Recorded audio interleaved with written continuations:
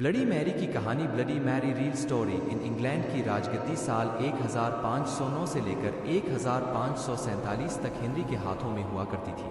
राजा Henry की कई पत्नियां और एलिजाबेथ व मैरी नामक दो बेटियां थीं। इनमें से मैरी राजा की पहली पत्नी की बेटी थी। राजा हेनरी को मैरी ज़्यादा पसंद नहीं थी, इसलिए वो उसके साथ बुरा व्यवहार करते थे। मैरी महल के नौकरों के साथ महल का काम करती थी। अगर मैरी कुछ कह भी दे तो राजा उसकी कोई बात नहीं मानते थे। सन 1547 में जब राजा हेनरी की मौत हो गई तो प्रजा की इच्छानुसार 16 शताब्दी के दौरान हेनरी की पहली बेटी मैरी को इंग्लैंड की राजगद्दी दे दी गई। वह इंग्लैंड की रानी बन गई। उस समय इंग्लैंड के हालात बहुत अच्छे नहीं थे। इंग्लैंड कैथोलिक और प्रोटेस्टेंट इन दो धर्मों के बीच में बंट गया था। उस समय दोनों धर्मों के लोगों के बीच जंग छिड़ी हुई थी। रानी मैरी चाहती थी कि पूरे इंग्लैंड में सिर्फ एक ही धर्म हो, लेकिन लोगों ने उसकी यह बात मानने से साफ इनकार कर दिया था। इससे नाराज होकर रानी ने उनकी बात न मनाने वालों को मौत की सजा दे दी थी।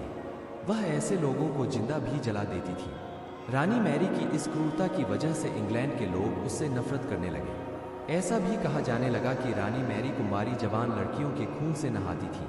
उसका मानना था कि उनके खून से नहाने से वह ज़्यादा दिनों तक जवान रह सकती है। कुछ सालों बाद रानी मैरी ने शादी कर ली और कुछ समय बाद इंग्लैंड में एक खबर आई कि रानी मैरी गर्भवती हैं और जल्द ही उनके राज्य को उनका नया राजा भी मिल जाएगा।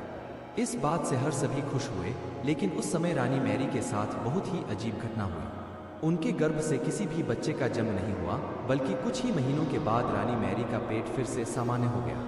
वहाँ के ओझा लोगों ने अपनी तंत्र विद्या से बताया कि रानी मैरी के गर्भ में कोई बच्चा नहीं बल्कि एक भूत आकर निवास करता है।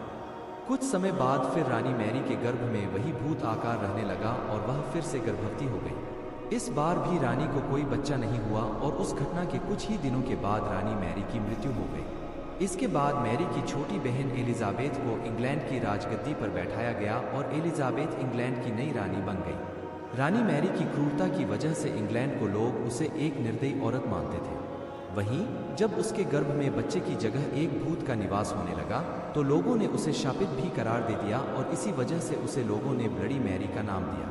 कहानी से सीख ब्लडी मैरी की कहानी हमें यह सीख देती है कि अपने निजी विचारों व सोच को लेकर दूसरे लोगों पर दबाव नहीं बनाना चाहिए। शांति और करुणा से लोगों का ख्याल रखना ही मनुष्य का धर्म है।